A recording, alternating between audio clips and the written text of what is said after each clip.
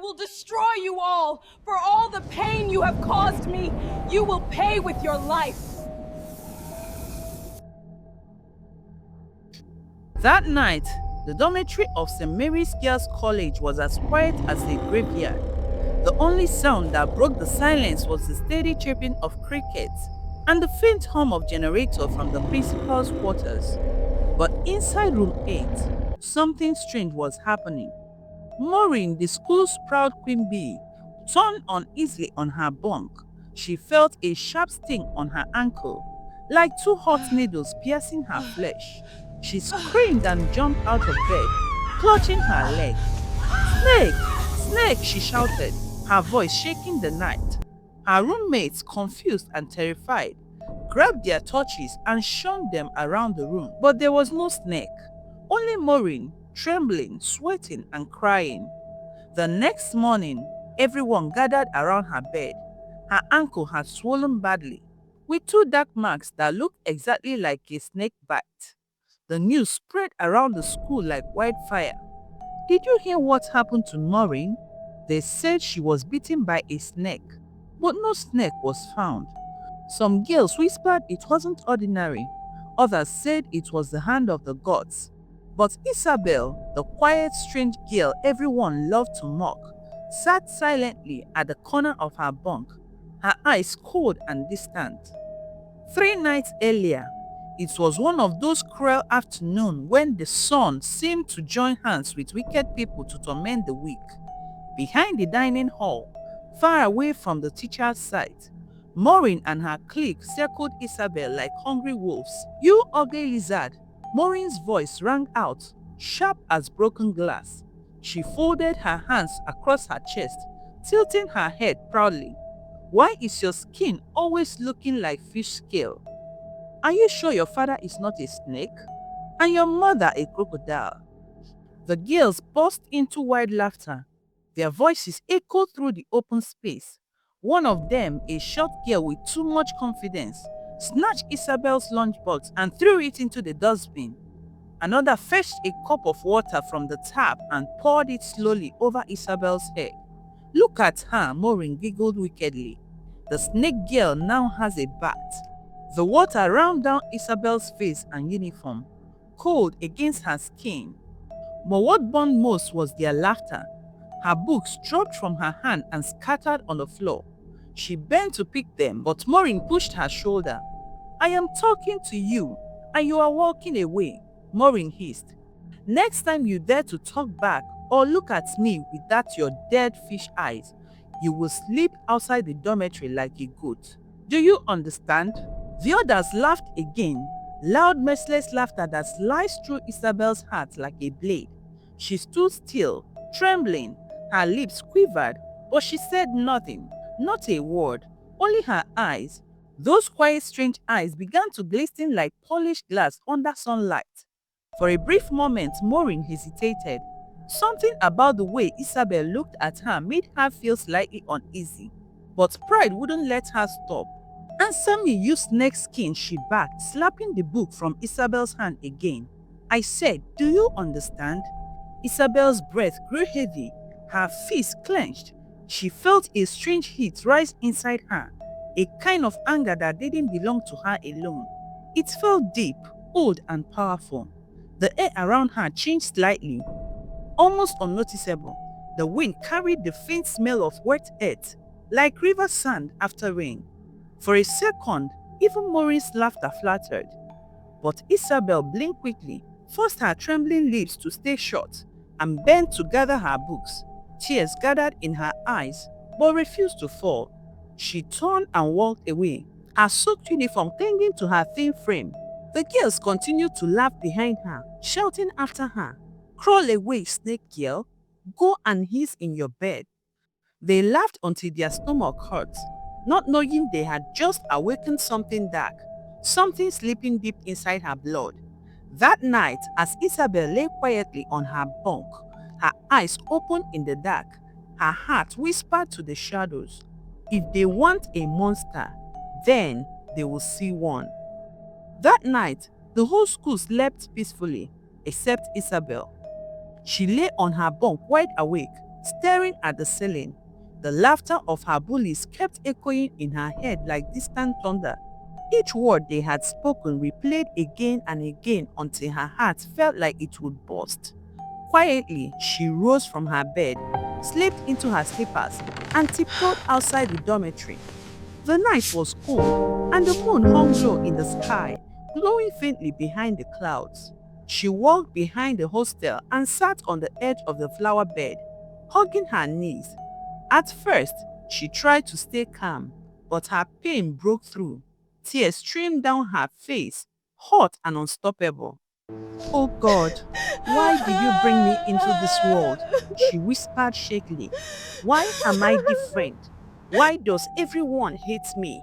What did I ever do to deserve this?" Her voice cracked, her tears fell to the earth, soaking the sand. The night wind shifted suddenly. A cool, wet breeze brushed against her face, carrying with it the faint scent of river water and fresh rain. She froze. There was no river anywhere near St. Mary's College. Then she heard it, a soft humming sound like a woman singing deep underwater.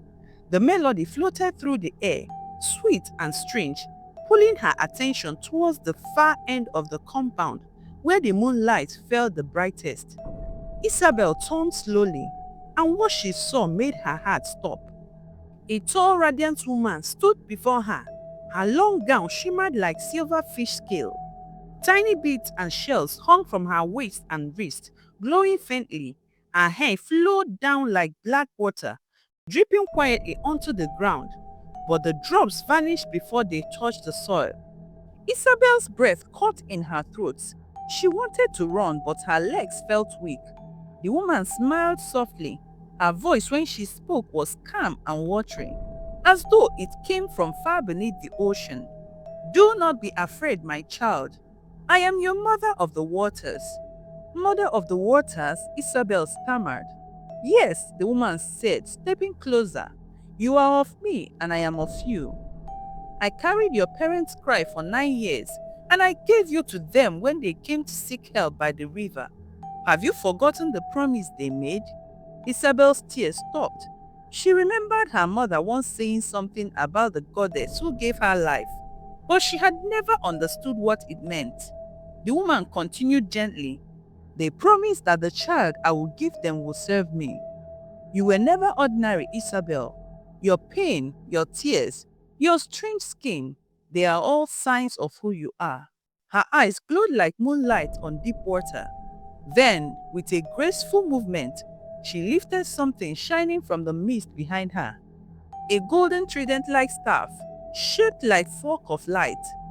"This is the staff of waters, carried by the daughters of the river. Through this I pour strength into you." She raised the staff over Isabel's head. A faint stream of blue light poured down, circling Isabel's body like gentle waves. Her skin shimmered again, half human, half scaled, then returned to normal. The river mother spoke again, her voice calm but firm. "From this night onward, my daughter, you shall never be helpless again. Whoever torments you, whoever mocks or breaks your spirit, will answer to the river. When your anger reaches its limit, your spirit will awaken. You will take the form of the serpent of justice, unseen, unstoppable, and swift. But remember this, my child, never harm the innocent, only those whose cruelty draws blood from your heart." Then she touched Isabel's forehead gently with her wet palm. A cold shiver ran through Isabel's body, and suddenly she could hear water rushing, though there was no river nearby. "Go, my child," the goddess whispered, "and fear no one. You are never alone." Before Isabel could speak, the woman faded into mist, leaving behind the cool scent of river sand and the faint sound of running water that slowly disappeared into the night. Isabel sat still, trembling. Her tears had dried. Her fear was gone. In its place was something else, a quiet power pulsing deep within her chest. She whispered softly, "Thank you, Mother." Then she stood up, looked up at the moon, and walked back into the dormitory. Long ago, before Isabel was born, Her parents had been married for 9 years without a child. They were not poor, but they were not rich either. They lived an average life, trading in fabrics and doing everything they could to survive. At first, they had faith that one day God would bless them. But as the years went by, people began to mock them. At family gatherings, whispers filled the air. Look at them, one aunt would say. 9 years of marriage and not even one child. Are they sure they are man and woman? Isabel's mother cried every night. She prayed, fasted, visited hospitals, herbal homes, even pastors, but nothing changed. Until one day her husband said something that changed everything. Amara, he said, Amara, people can laugh people can all laugh they all want. they want. I just want to see a child. Our own Our child. own child, Even if it comes from anywhere, even if it costs us something. His wife looked at him confused. What do you mean? I heard of a place, he said quietly. A place where couples go when all hope is lost. A river where a goddess grants the wish of those who truly seek her help. At first she refused. She said, no, that's not the way of God. But after another month of bleeding and pain, she gave in. If she can give us a child, she whispered, then so be it. As long as the child comes from my womb and proves that we are fertile, I am willing. 3 months later, she became pregnant. The town was filled with noise and laughter. The same people who mocked them now came with smiles and gifts. Her husband danced like a child. 9 months later, at exactly midnight, when the river outside was calm like glass, the cry of a newborn broke the silence. It was a baby girl, beautiful beyond words. Her skin shone softly, her eyes glowed like gold in lamplight. And when she smiled, her parents forgot all their pain. They named her Isabel, the child who came from tears. Isabel grew fast. Her laughter filled the whole compound. Her mother used to sing while waiting her by the window, and her father carved wooden dolls to make her smile. But something strange followed Isabel from her cradle. Whenever the sun was too hot, when the afternoon burned and the air stood still, her skin changed. It turned rough and scaly like the back of a river snake. Then, as the day cooled, it faded away, leaving her smooth again. Her parents were worried, but doctors said it was nothing, maybe a skin reaction. Still, her mother sometimes woke at night to see Isabel staring out the window, whispering softly as if someone outside was whispering back. Sometimes, she would say things she wasn't meant to know, like when her father lost his job. She told him before he even got the news, "Daddy, don't worry, the river said you will get a new job." It frightened her parents, but they dared not speak about it. They loved her too much. As Isabel grew older, her beauty became something people could not ignore. She was slim, dark-skinned, and had long shiny hair that glowed in the sun. Her classmates often stopped to look at her when she entered the room. But what made her even more special was her mind. Isabel was brilliant. She answered questions with I believe the confidence and primary spoke with wisdom motivation beyond was the her shift age. in economic In power mathematics, she dynamics was during the always period. first to solve problems. In English, her essays were read out loud as examples. Even teachers began to use her work to teach other students. One afternoon in literature class, the teacher asked, "Who can explain the meaning of the poem, The River's Daughter?" The whole class was silent. Then Isabel stood up slowly, brushed her hair aside, and explained the poem so clearly that even the teacher clapped. From that day, she became the pride of the school and the target of jealousy. When Isabel got into St. Mary's Girls' College, she was already known as the brilliant one. Teachers loved her. They praised her in class and called her sharp brain. But every praise she received planted a seed of bitterness in the heart of one person, Maureen, the school queen bee. Maureen was the daughter of a rich businesswoman. She wore the latest shoe, carried fine bags, and her hair was always well made.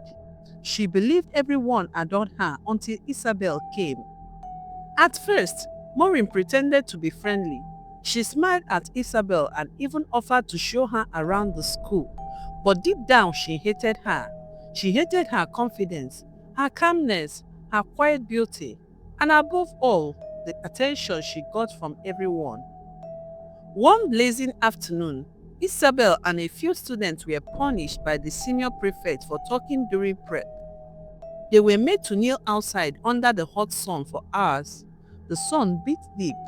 While the others groaned and fanned themselves, Isabel tried to stay calm.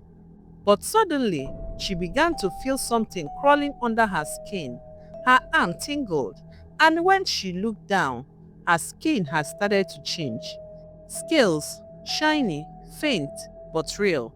The girl kneeling beside her screamed, "Oh my God, look at Isabel's hand!" The prefect rushed forward. Students ran from all corners. "What's that? Is she sick? Is that a disease?"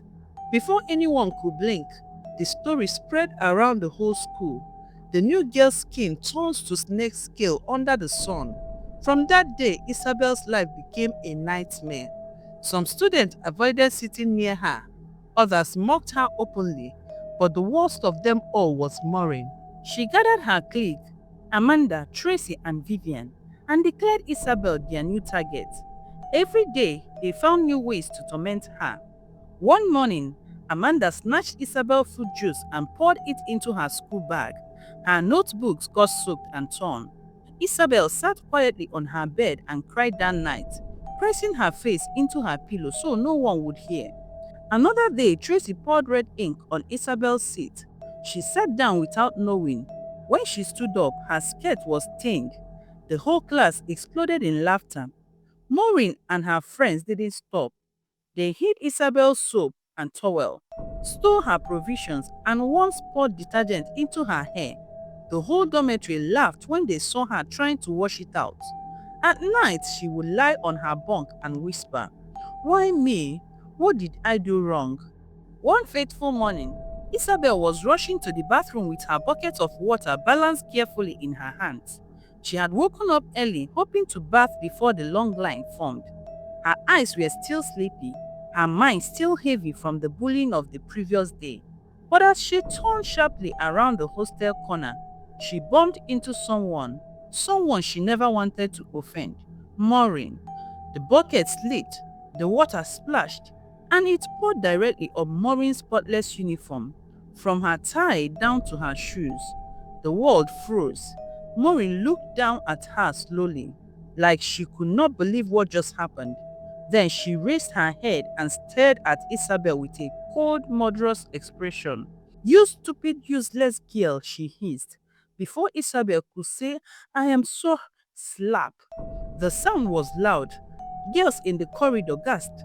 Maureen slapped her again and again and again, not caring who watched, not caring that Isabel staggered, not caring that tears were already formed in her eyes. "What is wrong with you?" Maureen yelled. "Are you blind? Are you cursed?" Students gathered. Some covered their mouth. Some exchanged excited looks. Some laughed openly. To them, it was entertainment. To Isabel, it was destruction. Maureen wasn't done. She dragged Isabel by her arm and pulled her straight to the open area where students were preparing for morning devotion. "Everybody look at this thing," Maureen shouted. Head stunned. "She poured water on me. She wants to ruin my day." Isabel stood there shaking, wishing the ground would open and swallow her. Maureen pushed her forward. "Kneel down and clean my shoes. Let everyone see the kind of animal you are." Isabel knelt. Her hands trembled. Her tears mixed with dust as she cleaned the wet shoes with the tip of her skirt. Students murmured. Some giggled. Some pointed. Teachers saw it but pretended not to. Why? Because Maureen's parents were rich and influential, and their money had built half of the school.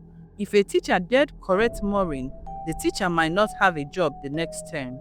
So Isabel suffered alone. After devotion, Maureen stormed back to the hostel with her 3 closest friends following her behind like hungry wolves. "Girls," she said wickedly, "go and bring every bucket of water you can find." The girls obeyed immediately. Before Isabel reached her corner, she heard the sound of water splashing. Then she saw it. Her mattress drenched, her pillow soaked, her blankets dripping, her provisions floating in a small puddle. Maureen folded her arms proudly. "That's where your stupidity has brought you," she said. "Tonight you will sleep on the cold floor. Maybe that will reset your brain." Her friends laughed loudly. They clapped. They mocked her from every corner. Isabel stood frozen, her throat tightened, her chest hot, her legs felt weak. She did nothing to deserve this, but she had no protector, no friend, no voice. That night, when the light went off, Isabel walked from bunk to bunk quietly. "Please," she whispered, "can I sleep on your bed? Just for tonight." "No, there is no space. Go away, we don't want trouble." Not one girl showed compassion. So she returned to her corner, sat on the wet floor, hugged her knees, and slowly laid down on the cold cement. The ground felt like ice, her bones ached, but the pain in her heart was worse. Silent tears rolled down her cheek. She had reported Maureen before, but nothing ever changed. Teachers looked away, senior students avoided her. Everyone knew Maureen's power.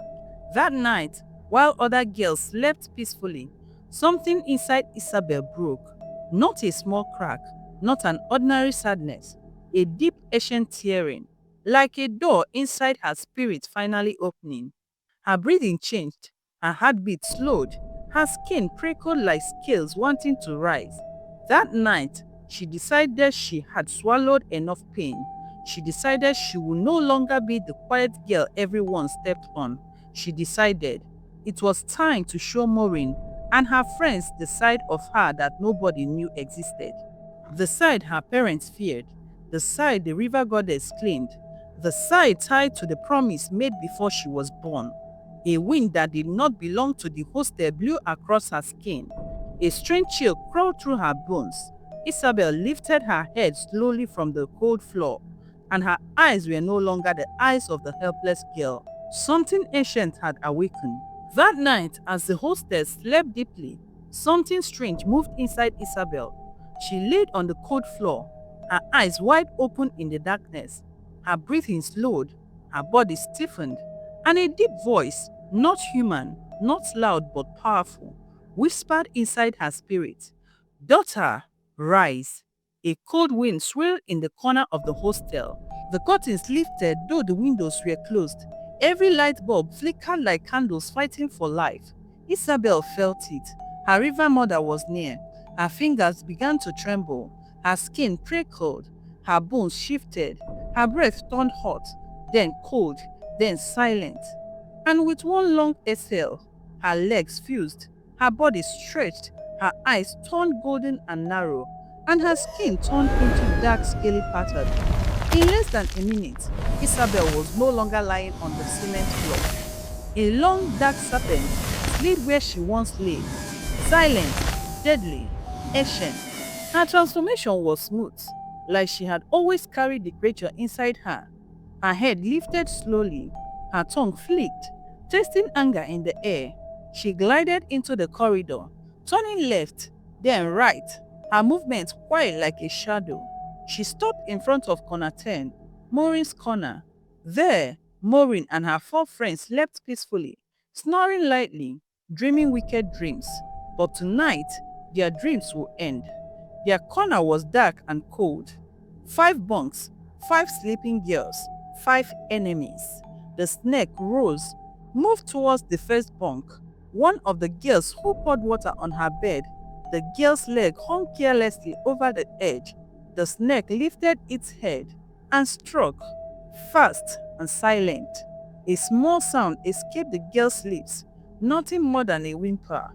Then Isabel slid to the next bunk. Another girl, another bite. Then she moved to the 3rd bed, and the 4th. Only Maureen remained. She slept on the top bunk, her head resting proudly on 2 pillows like a queen in her palace. The snake rose, climbing the bunk rail smoothly. It paused only inches from Maureen's face, watching her chest rise and fall. Something ancient inside Isabel wanted to strike instantly, but another part of her paused. A whisper floated around the room. Her river mother's voice again. "Do what you came for." Isabel lowered her head. and beat Maureen just below the collarbone. Maureen's eyes flew open. She saw nothing but darkness. Then everything went still. Isabel slipped down, leaving no trace behind. Within seconds, her body shrank, bones twisted back, and she became human again. Right outside the hostel, she picked up her wrapper, tied it around herself, and walked back to her cold sleeping space, as though she had never left. At exactly 5:45 a.m., a scream tore the hostel apart. Ah! What is this on my leg? What is this? Another scream followed, then another. Girls ran everywhere. Buckets fell. Shoes scattered. Voices rose like thunder.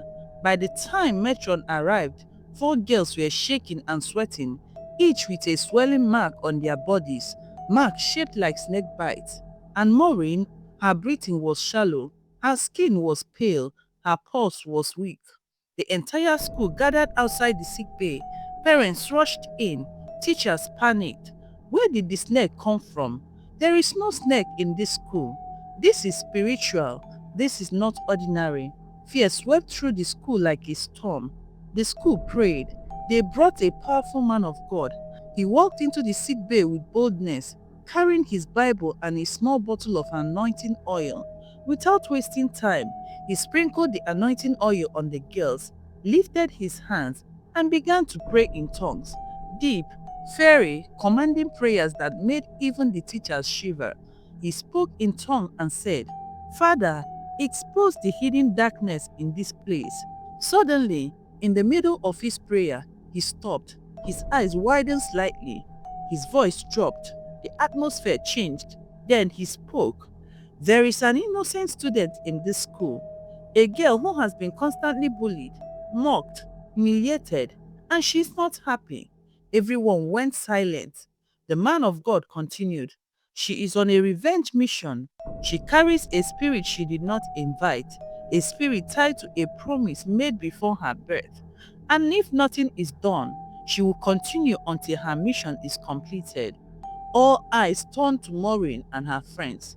Their faces grew pale. "Do you know anything about this?" the pastor asked firmly. Maureen's lips shook. Tears filled her eyes. Then she nodded slowly. Her friends nodded too. And right there in front of students, teachers and the school management, they confessed. They confessed about the bullying, the humiliation, the water pouring incident, the slaps, the punishments, everything. The principal's face fell in disappointment. Teachers shook their heads in shame. The hostel matron covered her mouth. The man of God raised his hand again and said, "This girl did not choose this path. Her birth carries a mystery. Her pain woke the spirit inside her.